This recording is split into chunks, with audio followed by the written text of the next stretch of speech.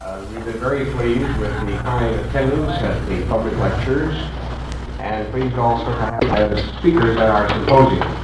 And I would like to have the discussion begin with a few remarks by Dr. Dyckman with respect to this whole matter of city planning and the responsibility of the administrators of cities, represented, for example, by our good friend the mayor, and probably alluding to some of the issues which Mayor Naftalin raised this morning and how a person who is versed in the area of city planning looks at these problems. I think that in many ways Dr. Dyckman lumped these in different fashion last evening.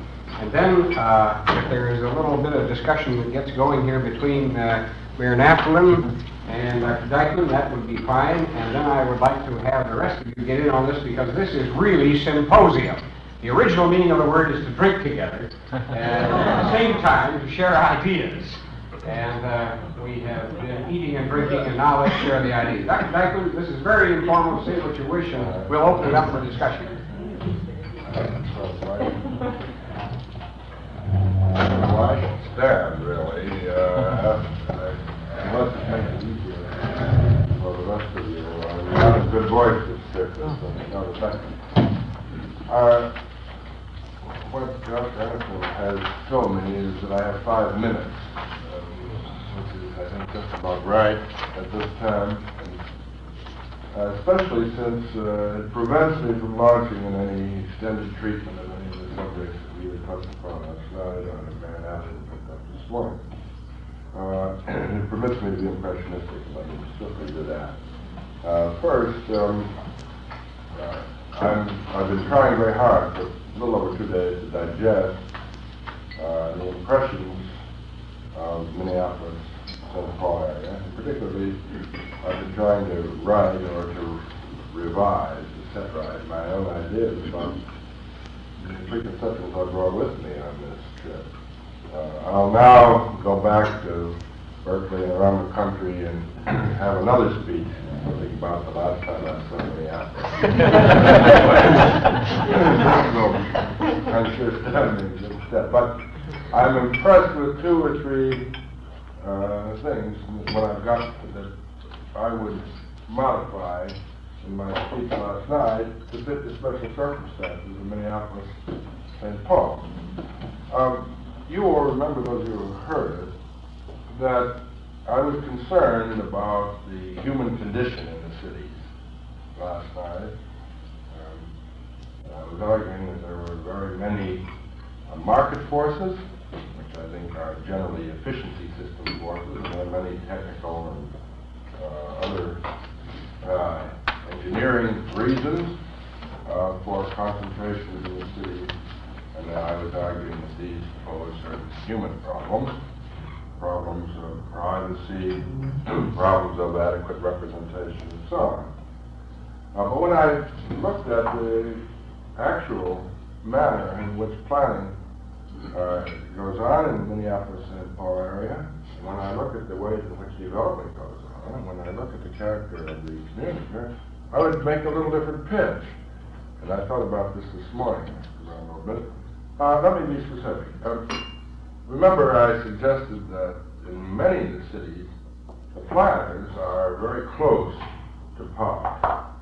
That in many of the cities, in fact, they are convenient devices used by mayors to achieve political compromises and so on. That in many cities, too, the planners are administratively arbitrary. When I included the planners now, all the technicians in government. And that these technicians in government, in fact, can be so arbitrary that the people from time to time need to be protected against them. But as I look around in this area, I have quite a different view. I'm not concerned at all in Minneapolis, St. Paul, that citizens need to be protected against the arbitrariness of the technicians in government, because the technicians seem to have no power. Quite unlike. You'd hardly need these kinds of suggestions that were kicking around last night. And this is a place, of course, where people might take nostalgically to an ombudsman, but you don't need it. You don't need a device of this kind. You don't need the devices of representation generally against administrative inequity, because this is a very little administered area, as I see it. This is an extraordinary, let's say, pattern of development, as most cities go. Maybe this is Midwestern or upper Midwestern or Northwestern character, but having been on the circuit the last year for Brookings Institution and for organizations of that kind, which I visited dozens of cities in the country, I come away thinking this is one of the least organized metropolitan areas which I have seen. And I don't want to comment very much further on that, but I'll be more specific.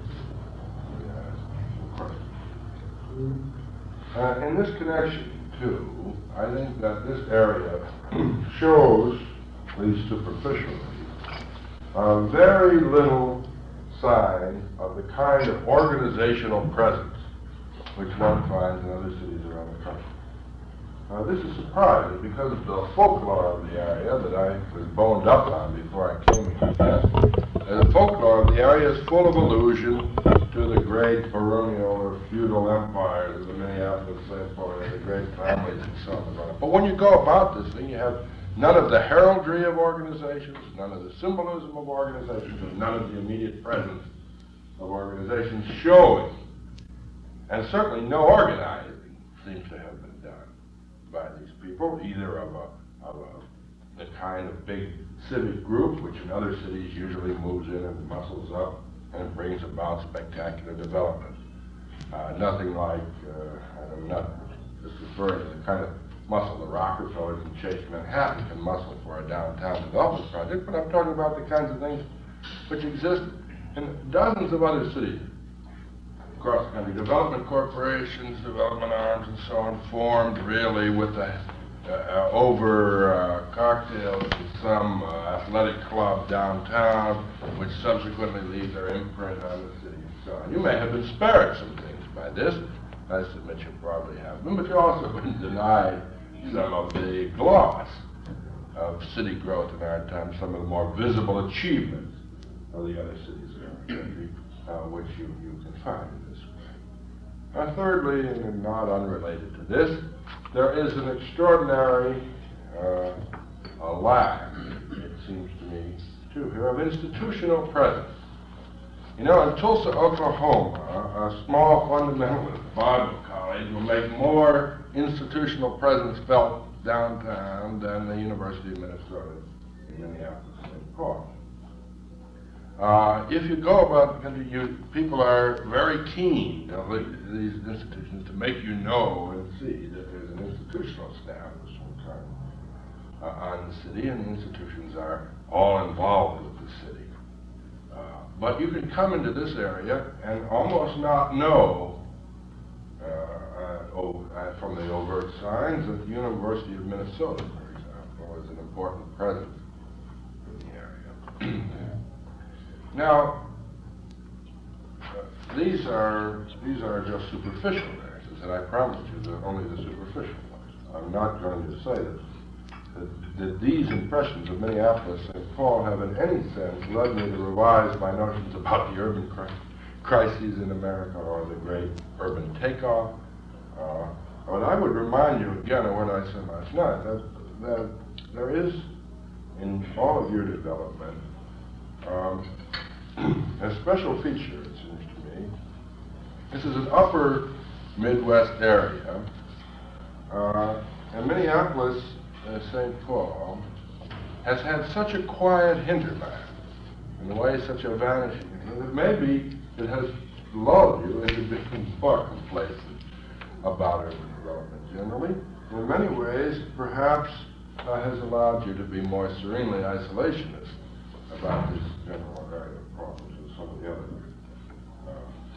parts of the country. I think, for example, that despite an extraordinary level of education in your citizenry, in spite of an extraordinary quality of public servants sprinkled here and there throughout your legislatures and councils and so on, in spite of all these things, there is less really activism afoot here than one would find, say, in Wichita, Kansas,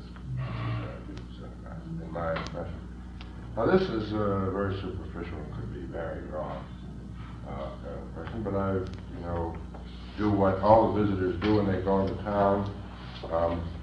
They read all the newspapers and they talk to a few people and they have breakfast with civic leaders in the morning before they see anybody, and that's the kind of thing I've been doing for a couple of days, and these are the superficial impressions. I haven't access to any inside dopesters. My friend Charlie Abrams of Minneapolis talked about this morning, is a man who is such a good inside dopester that he can go around the world and collect enough material to write a book just by one circuit. And the way he does this, of course, is that he goes in exotic places and he looks up the name of the head of the local synagogue or Jewish club, and he contacts him, and then he tells them he's a representative of a big New York investment group, and they tell him all. Well, I haven't got any inside dopester tricks like Charlie has, but these are basically my observations about the Minneapolis St. Paul. Thank you, Dr. Dyckman. Now I'd like to call on the mayor to find out whether he's right or wrong. Well, needless to say, I found John's comments very provocative, very perceptive, even if wrong, very perceptive. No, I don't really mean it quite that fiercely, but I think that we have the makings here of a polarization of view based upon our mutual ignorance. And based upon, really, I shouldn't say ignorance, but really based upon our mutual speculation as to what really goes on in the community. Let me give you my impressions on the same points, because I think that what differences there may be in our viewpoints are differences that would only serve to highlight perhaps an awareness of what the community is really like. I won't necessarily take them in the order that John has brought them up, but let me, for example, talk about institutional presence with special reference to the University of Minnesota.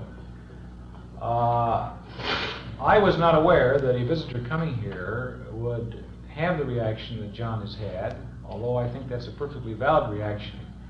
My own reaction to the university may be colored in the other direction because so much of my life is turned around the university as a student and as a faculty member and as a person living near it. But I would make quite the opposite assertion, and that is that I would say that the long-term development of the city of Minneapolis, this metropolitan area, has been heavily influenced and heavily conditioned by the University of Minnesota.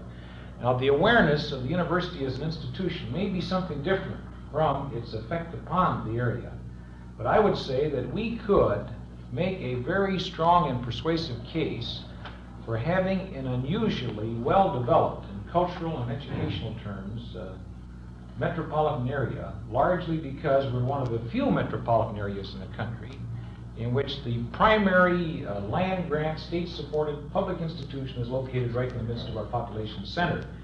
So to me, there is a very strong institutional awareness. I don't suppose there's a day in my work as mayor that I don't either directly or indirectly call upon the resources of the University of Minnesota. You're quite right that we don't think of it in terms of a university support. Just as we sit here, we don't think of the proximity of the university. And yet, Dr. Anderson yesterday, or was it Joel or both of you, Dr. Blake and others, the presence is like a brooding mother. I mean, it's just there. It influences the presence here of the Guthrie Theater. It influences the character of our politics. It influences the character of our economic institutions. I could go on and on about this. So I'm not sure we differ. Maybe we're talking about some slightly different aspect of the relationship to the university, but I do feel that that is, whatever the overt signs, as you put it, may be, I think that the relationship here is very strong. And I can go on to detail many other areas, but I won't. I should go on. Second, coming back to something you were talking about here with respect to the question of the assertion, what you called, I think, the organizational presence, and then you related this to the power elite or to the old families. I don't remember exactly the word. You said there was an absence of heraldry and symbolism and no conscious organization. And this is a very interesting thing to speculate on. When I get far enough away from Minneapolis, I give a speech called Who Governs? Taking the Dahl's book, New Haven. And I use Minneapolis as an illustration. I won't give you that speech now because it's too dangerous. When I first became mayor, and before I became mayor, I was strongly of your view that the power elite had passed, that the power elite was no longer in control, that others had taken over, that the power elite had moved from downtown Minneapolis to the suburbs, that the power elite was really concerned about their national responsibilities to the exclusion of local responsibilities, and that wherever the shakers and the makers were, they weren't to be found among the old families. Well, I'll tell you, I got news for you. They're still here, and they still have whatever you might call it, organizational presence or the like. And the longer I'm mayor, the more I am involved in seeing up close more than the vestiges and the remnants of the power elite. They're here. I think their interests are somewhat different from what they were historically. I think that they have grown indifferent to certain kinds of community activity, and this may be what you're reflecting. But they're here, and they not only determine the pecking order for the fancy country clubs and the fancy clubs, but they determine the pecking order for our leading institutions in finance and commerce and all the rest. And I think they're a very benign group, and as a matter of fact, I have nothing personal in what I'm saying here. This is just a social analysis of what happens in the community. Now, the third point that I would make, and I think this is very perceptive on your part, John, and that is that one of the things that characterizes Minneapolis and the environs here is that we have a very limited degree of social disorganization. We can tolerate diffuse government. We don't really need the power elite to be terribly evident and terribly self-conscious about the crowding problems. The University of Minnesota doesn't, for example, need to come smashing around with a great big urban affairs institute and thrashing about like a great big whale and yelling and screaming that, we ought to get busy. That's left to a few of us that's like Beverly Smirling and some on the planning commission here, and Camilo and others, Martin Sable, others I can mention here. We thrash around like this because we're unusually sensitive to the trends and the projection of events that you described. And now, this I think is crucial because you opened on I'll close with what you opened. I won't take these in reverse order, but you opened on the note that you thought that it was clear that the planners were not close to power, and I think that's right. Because I suppose one further characteristic of this area is the enormous diffusion of governmental responsibility. Nobody's close to power. This is a situation in which there is no power. There is no power center. And and I'm obsessed with this. I'm obsessed with it because, everybody thrashes around. We've got school boards and park boards and library boards and planning commissions and housing authorities and capital long-range improvements committees and industrial development commissions on which Oscar Anderson sits, and you name it, and we've got more commissions and boards and, just running out of our ears and running every which way. I bet I am on 20, if I'm on one, and this is no exaggeration, 20 bodies that's concerned with metropolitan affairs. Every day I get 2 or 3 invitations to attend one or more meetings involving metropolitan activity. Now, what all this means is that, number one, we have very limited social disorganization. I say very limited relative to other cities. We've got plenty of it, and much more than what we were doing, what we were aware of. We have, as I said, limited social disorganization and a highly diffused state of government and power, and yet very stable elements within the community. High literacy, excellent skills. This goes hand in hand with the lack of disorganization. And such stability among our older families, and such integration of them in the United Fund community chest, the banks, the corporations, everything, and such an acceptance of higher education, of which Augsburg is part of this establishment too. When I see the establishment of Minneapolis, and our establishment extends, from the Sons of Norway Hall through the Swedish Institute, through the Augsburg College, the University of Minnesota, on through all the ethnic and religious groups in a very interesting and kind of homogenized and harmonized way. So this is the way I see this city. Now, there was one final point I was going to make. This activism business. I got to think about that one for a while. I'd like to know more what you mean about activism. Well, I'll just tell you. I'll leave it on that. Okay, I would just say, you do have headquarters buildings here in Minneapolis, for example. You have headquarters of several firms, but the enterprises here are content to be in extremely old and modest quarters by comparison with what the same corporations would do if they were caught up in the display in another big city in the country. Now there's a conservatism in this, but it also means that that they don't feel under any particular pressure, competitively or otherwise, in the area. That they are here by historical accident. That they're not playing. They don't have to play the game which you have to play in Manhattan or Chicago or Los Angeles. And it shows. And I think that the same kind of security and detachment, which makes them feel so comfortable with a very old building, or without a very obvious face on the city, is the same. It shows up also in the attitude, their conduct towards the city. Now I can't be so sure of this because I have only very casual acquaintance with it. But in other places, for example, there's a considerable pressure generated from the big operations of the city on the lesser operations to spruce up or to put on a certain front or to take a certain hand in drives to do this or that. I don't know whether there's been a major drive of that kind in modern times here. Obviously, bringing the twins had maybe some of that character, but I don't know what else has. If you go to other cities, you will find, in some other cities at least, that a bank or banks will take a hand in, force the city's hand on one of these major kind of development schemes. This is activism, which can be as bad as it can be good. But in Chicago, for example, the Dearborn Street redevelopment was essentially done by a Continental group who simply put the heat in the city to put the heat in Washington to open the way, and then they gave some land, and this kind of thing is done. Now, we get this kind of, this I think is commonplace elsewhere, and I don't see much of it around here. Well, you must have spent most of your time in St. Paul. Well, now let St. Paul get in on it then. Comment.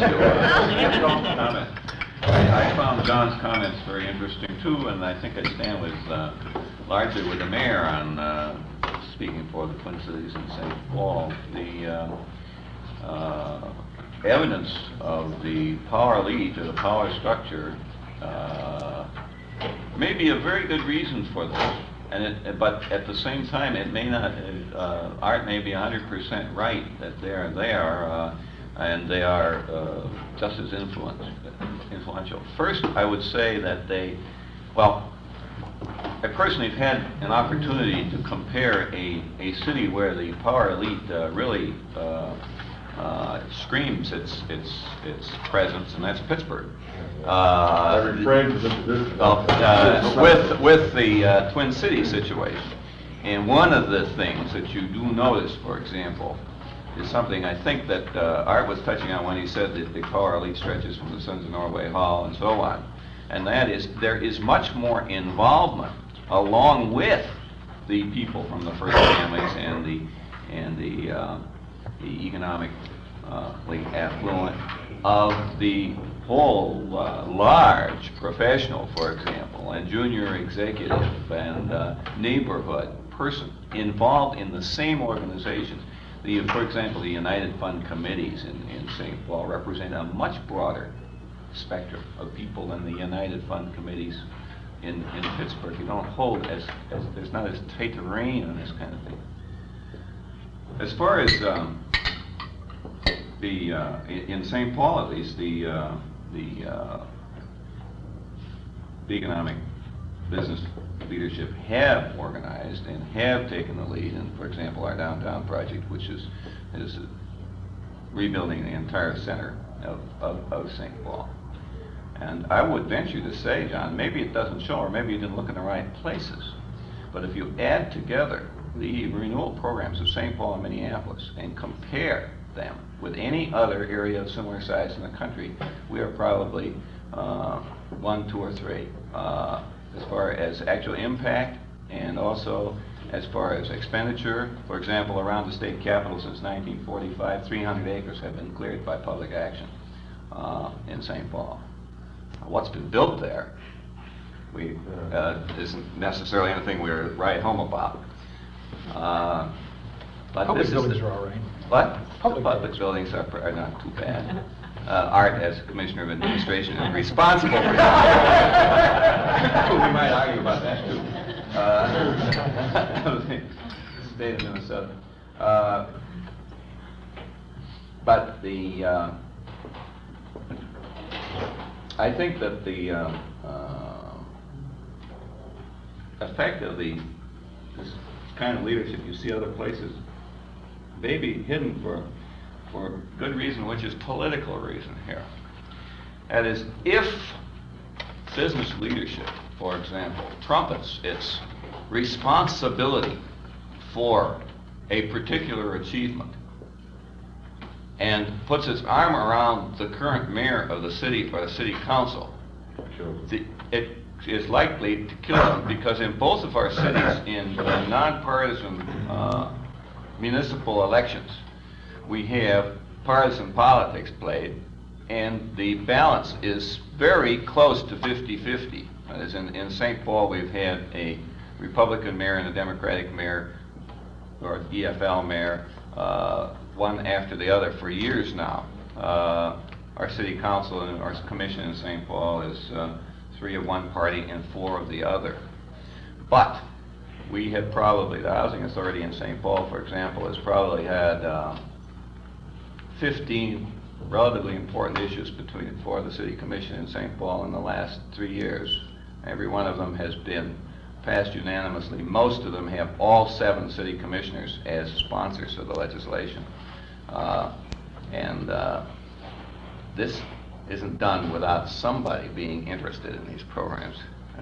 Well, I'd like to just make one thing clear. These comments were not intended as projection, scolding, or projection of my own value. No. Because I like the populism of this area, and I'd like to think it might be fun to live in a city where the big business put his arm around you were dead politically. But I'm not so sure that it really works that way, and I think it might be a bit of a hoax. And it seems to me that if you really have all this power so firmly seated, as you say, and you still are getting some of the results you're getting, then it's too bad, you know, because then you have the popes without the Medici patronage. And I think that's just sort of the worst of both. I think we disagree about this matter of what we're getting in the way of patronage. I think Warner and I would both assert that Minneapolis somewhat earlier and St. Paul in its time has... Well, that's true, you know. Well, as long as you were at the Capitol, you see, St. Paul was ahead. When you moved over to City Hall, I would not defend for a moment either the capital approach or the downtown renewal effort from, say, our architectural aesthetic standpoint. But I think compared to what the cities have been doing over the country, in terms of efforts to save the downtown and to revive its physical plant, that Minneapolis at least, and I think St. Paul too, I don't want to appear to be just funny about this, would rank quite high. So I think that you deny this? Yeah, you know where I would argue with you? I think you would if you looked at one of these kind of things of what you've done through the public agencies, but you haven't had anything like the private investment. In this kind of plant that you have in a city the size you would expect from this size. I would really feel very strongly about that. You just don't have the private investment in facilities and reinvestment in established plant and real estate and so on. I would go out on a limb on that one. I think you're on a limb if you add up to millions of dollars. I'd yield if you examine the sources on this. No, you're all right as long as you're sticking with about 4 cities in the country. But if you get beyond them, you're if you're going to compare us with Manhattan, No, I could compare it with Tulsa, which all those kind of places. And Tulsa, Oklahoma, which is, what is that? As I said, it's a divided area by comparison with this. But look, I would This is the sort of thing that Chicago, one can New do. York, that's a different story. Let me just say, we make one further rejoinder in this matter of the establishment and the power elite. One thing I think that we ought to take note of here, for this is, I think, apply to the Twin Cities, both of them. We've never had one central, overwhelming oligarchic industry like automobiles in Detroit, and steel in Pittsburgh, and so Oil on. in Tulsa. Oil in Tulsa, and so on. The result is that we've had, at moments, we've had kind of descendants, groups like mills and lumbering and so on. There's been sort of a classical pattern over the decades. But each decade has sort of found the emergence of a new elite.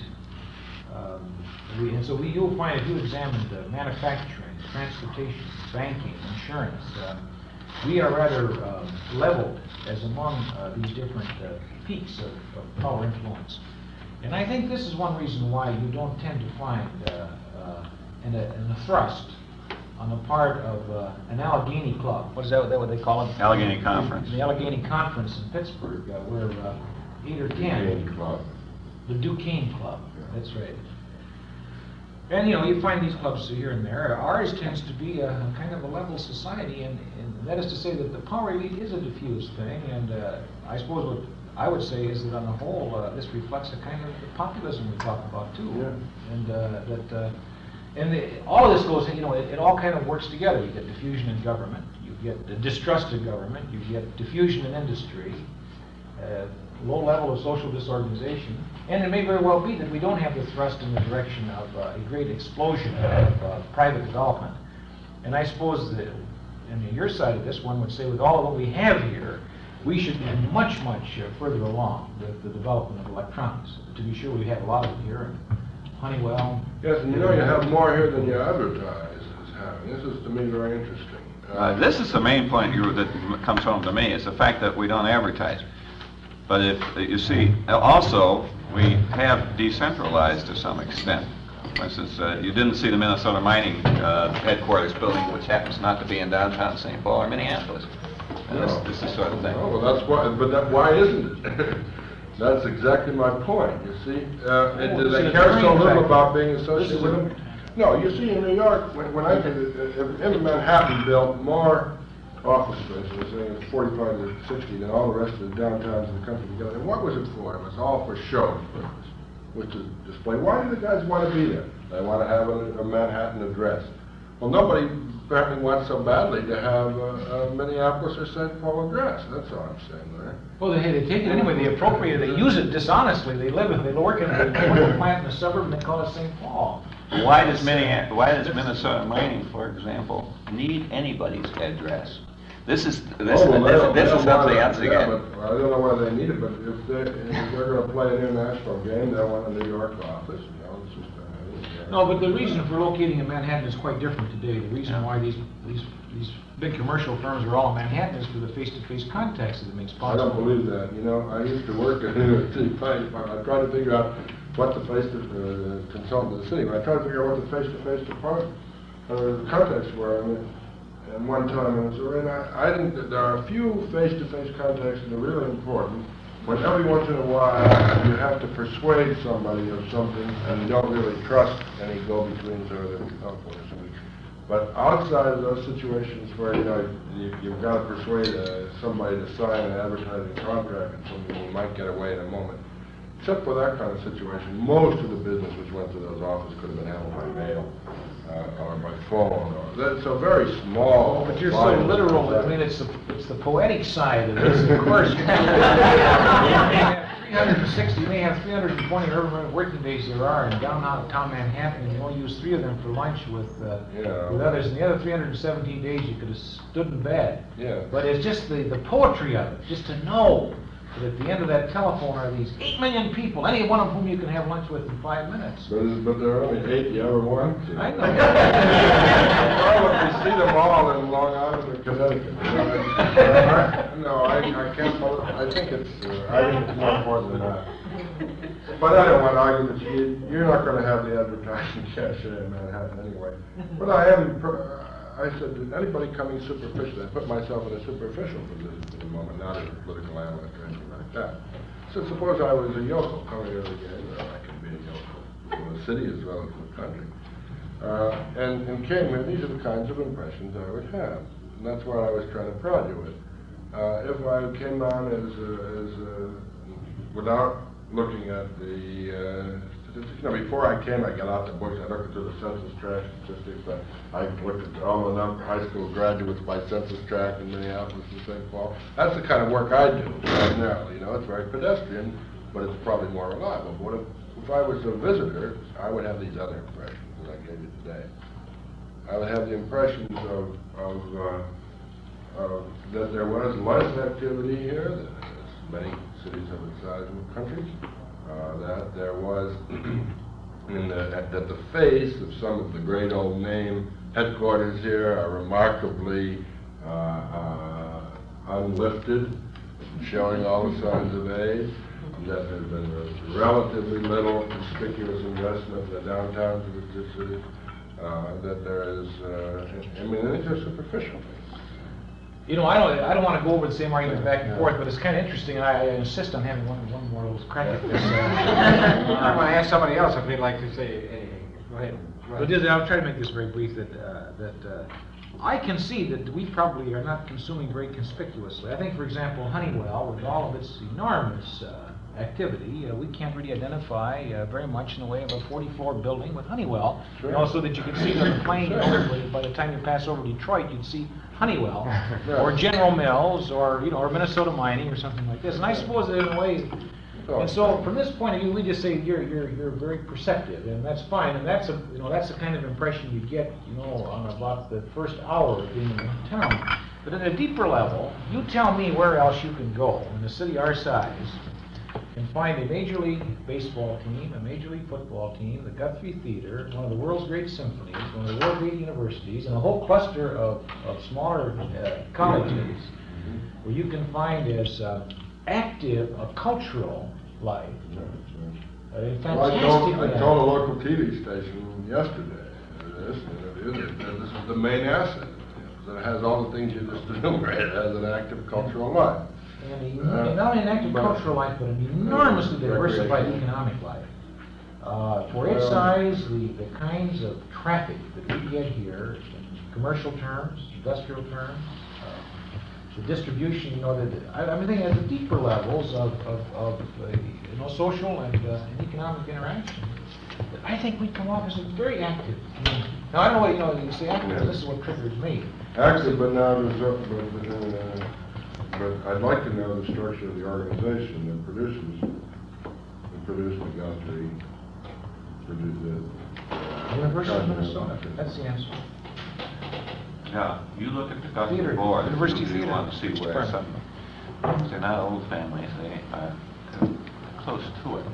Well, some of the old, many of them Are involved, Sure. and many of these other things too. I think that you want somebody else to talk. I think Ms. Sanders wanted to word here. I wanted to shift a little bit to social planning, because that's my field and my interest and my concern, and you dwelled on that to a certain extent last night. And actually, my question really is, what is the prognosis for social planning when you look at all the kind of planning that's going on in city government, and now we're talking about a Metropolitan Planning Commission and the State Planning Agency. We do have United Funds, and we do have public welfare, etc. And at the same time, I get the feeling that even the poverty money, the welfare money, the governmental money, a very minute portion of it is going into what we might call social planning, looking at communities and metropolitan areas and really trying to project this kind of thing. And I'm somewhat concerned, and too little to really do much about it. But what is are there any models emerging?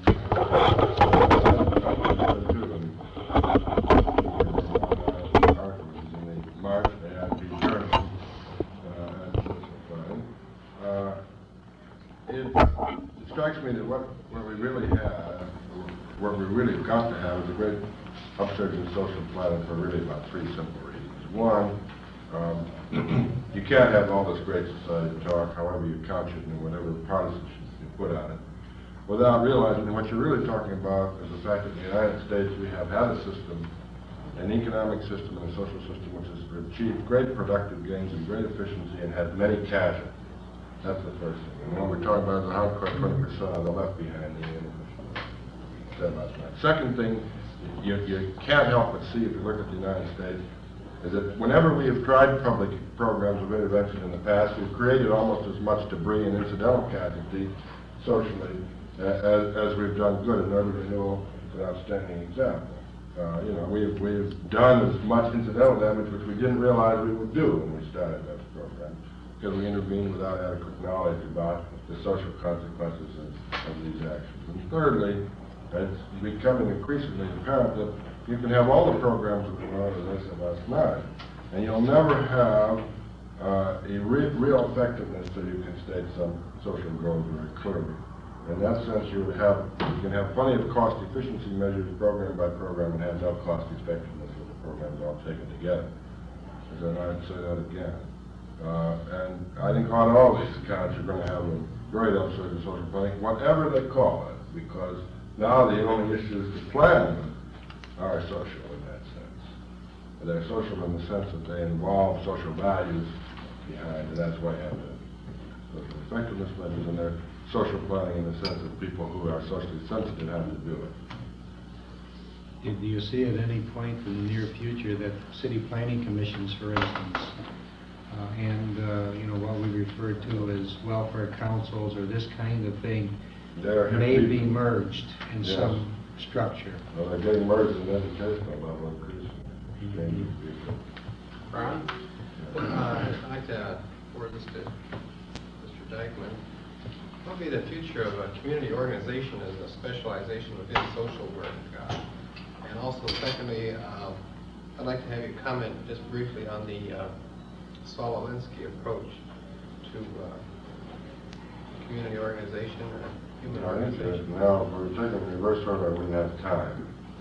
So, starting first, I suspect that the community org field is going to be shaken up quite a bit.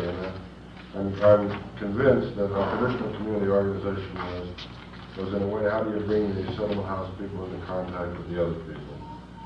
And basically, that's a crude caricature. Community organization, it seems to me, will be increasingly at a scale of coordination which is quite different from the area by area work we've had in the past. Despite the fact that we have a lot of area by area mobilization.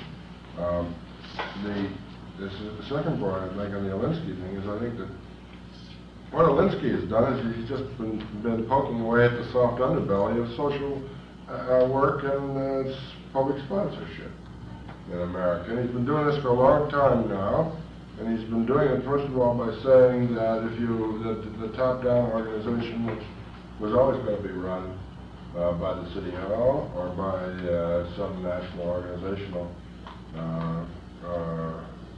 auspices, and as a result, he said it would never have any special meaning, and wouldn't adequately represent anything but a caretaker or a charity or philanthropic approach. And he said, and therefore, it has to be non-political, or it has to be run for somebody else's politics. And he said the only test of power in the United States is political. If the poor are poor and disenfranchised and out of jobs, it's because they're not political. And he said, let's make them politically tough, and they won't be so poor anymore. Well, that's a especially raw power view of the world, which it may not be completely accurate, but has a certain kind of truth in it. You know, a kind of truth that we live in a complicated political economy in which your political power does sometimes matter as much as your economic skill. That's really what's in my view, what underlies his approach. Anyone else? I'd like to ask if he has any comments about the prospects of the university development around this area, and what are some of the techniques and stratagems that need to be developed if we're really going to salvage a kind of a community around here that can make us rightly proud of our university community. That's an awfully big word. Well, I'm not going to take a long time, but I should say that one of the things that right away, this is a cultural center, Philadelphia, of the kind of Philadelphia pretended to be for years, you know. So, and I think in many ways Minneapolis is a more impressive cultural center. In spite of, but it doesn't have a particular nucleus right now. It's just really extraordinary. It doesn't have any community around the university which has this special aura. And so if I were living in Minneapolis, I wouldn't know where to live. And this is a very interesting thing, in the sense I wouldn't know where to live if I wanted to be in a house. We'll show you, John, when you come here. We'll show you. Okay. I wouldn't know where I could live that I could walk to these things, for example. Now, I think that you have an opportunity to create an extraordinary nucleus of this kind in this area here. In order to do it organizationally, you have to do 2 or 3 things. One, you have to get, if there is such a power structure as the man and others have been describing, you better get it on your side right away. Number 2, if these institutions are as potent in the culture minds as they say, then they better be lined up right away, and then they better be behind such a development. Third, if in fact the planners have anything to say, and if they're so successful in getting redevelopment schemes through, you better get them all the civic powers you can get. And I can tell you this is my experience in Philadelphia, and in New York, and Chicago, and tell you half a dozen other places. You better get the city planning guys to hold the lines for you. You've better get the big guys to stand in the wing and occasionally make the ceremonial bows for you. And you better get the institutions to put some of that lot of money, which they all have in secret funds in these big institutions, to work for you. And you better do this in a sense by tying up land, by getting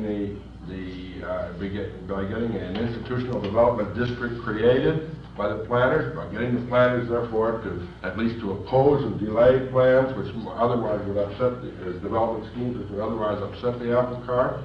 And you want to get, in the meantime, a lot of internal swaps made between institutions so that you bring maximum leverage to bear on your development plan. You want to do a dozen things of this nature very swiftly with all the big guys. And then you could create an extraordinary focal area for the kind of people who would care about the fact that Minneapolis has the Guthrie Theater. See, you could have the Guthrie Theater and not be attracting the people to your area and the kinds of decisions that the people would otherwise care about, because they wouldn't find also this sort of an area in which to live. Now that's Thank you very much. I think that was a very good note to bring this to a conclusion on, because this is a very vital concern to us at Augsburg College, being a part of the university community and now a part of the University Community Development Corporation. I might say that one reason, perhaps, Mr. Dyckman, for the fact that we have not been as vocal about what we have in these parts of the country is due to a certain Scandinavian reserve. There are those who say that Scandinavians are like the Red River of the North, warm at the heart but frozen at the mouth. We are also happy to have an opportunity to have a symposium like this at Augsburg College in connection with our forthcoming Centennial celebration. Our Executive Secretary, Ms. Mortensen, found that little piece used by one of the corporations, I think Cargill here. You ought to toot your horn once in a while, like every 100 years. So that's what we're trying to do. I want to close with just this quotation from Lewis Mumford, because I think it will draw together our concerns as a college in this community. The city should be an organ of love, and the best economy of cities is the care and culture of men. With that, we will conclude our symposium. Thank you very much.